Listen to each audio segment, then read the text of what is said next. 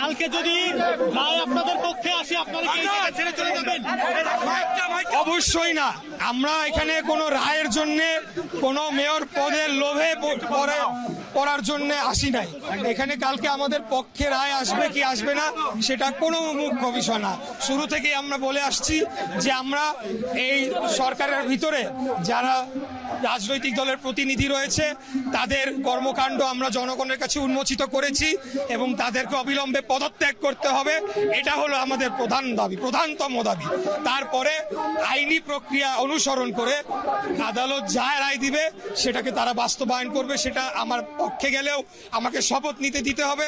আর যদি না হয় তাহলে আমরা পরবর্তী আইনি পদক্ষেপ নিয়ে আমরা আপিলেট ডিভিশনে যাব। এই হলো কি আমাদের দরকার। কিন্তু ওটা মুখ্য না। মুখ্য হলো যে এই সরকারকে বুঝতে হবে যে এই উপদেষ্টা পরিষদ নিয়ে তারা নির্বাচন করলে বিএনপি এটা মেনে নিবে না, জনগণ মেনে নিবে না।